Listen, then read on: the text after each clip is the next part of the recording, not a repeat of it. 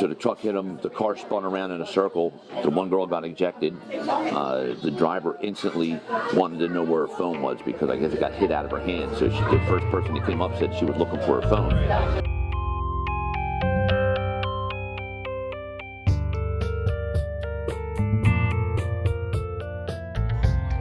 Nikki was stuck in the back seat. She was alive for about 45 minutes before they cut her out.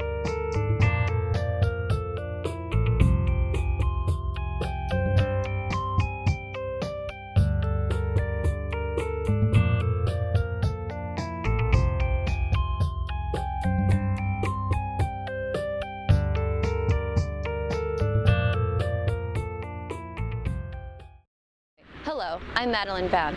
I'm a 16-year-old and I'm ready to start driving. I'm very eager, yet I'm also very scared. Many drivers today are focusing their attention on their cell phones rather than on the road. The statistics show that distracted driving is incredibly dangerous and that cell phones just have no place behind the wheel. Something needs to be done about this.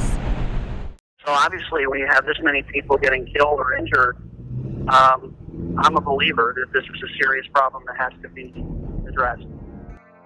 Driving is a combination of cognitive, visual, and manual concentration, yet all three are distracted when a driver uses a phone behind the wheel. Driving takes great concentration. It takes a lot of focus, and especially for new drivers who lack experience and knowledge behind the wheel. If a driver is traveling at 55 miles per hour and looks down at a text for 5 seconds, he or she will have traveled 120 yards, the length of a football field, completely blind. 1.3 million accidents in 2011 were caused by cell phones. Texting and driving increases the risk of an accident 23 times. To drive while using a handheld device is to increase the chance of an accident by 4 times. Using a cell phone while driving delays a driver's reactions as much as having a blood alcohol content of 0.08%. Eyes on the shoulder. Oh, he just hit. Oh my God, he's crossing over. Oh. These statistics are not just numbers. Mike Kaleni is a man whose life has been tragically affected by the dangers of distracted driving.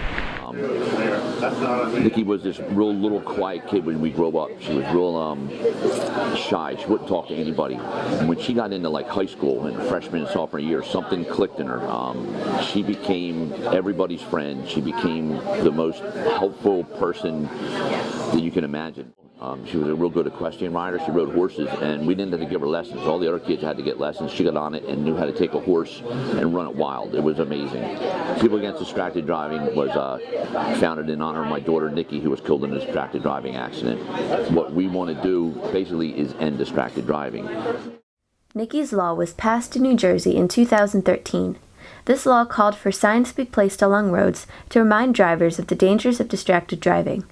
And it reminds us of the need to continue to educate the public throughout our state and throughout the country to put down the phones, put down the distractions, and pay attention. Do you think a law like Nikki's Law should be adapted on a national scale? You know, every state is unique, right? Mm-hmm. New Jersey is a very congested state. But federal rules and federal laws should basically say, you know, if a state has blah, blah, blah, dense, population, with blah, blah, blah, that many miles of roads, okay, mm-hmm. Then they would be required to do so. So far, 39 states in D.C. ban texting while driving, yet only 10 states in D.C. ban all use of handheld devices while driving. Now, what is the other argument? Why would someone disagree with passing a law banning use of cell phones while driving? It's sort of a libertarian argument that people should be guided more by their behavioral choices than by the law.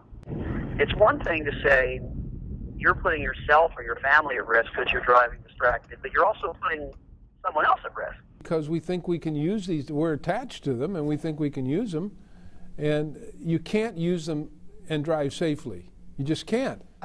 60% of drivers use their cell phones while driving, and 42% of young drivers are very or somewhat confident that they can safely text and drive.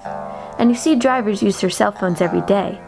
At stop signs, on the highway, at a red light. Are students generally receptive of what you teach them about texting and driving?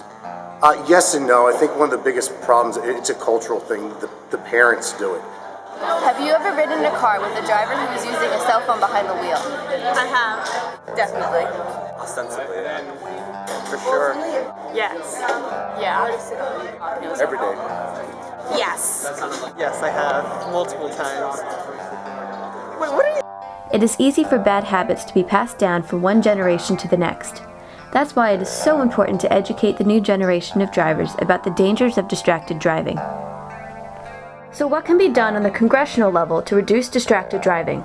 Okay, what we want to do is almost compare it to the click it or ticket campaign of the 80s and 90s, where the government and all your different advertising agencies put up signs everywhere all about click it or ticket and seatbelt saves lives.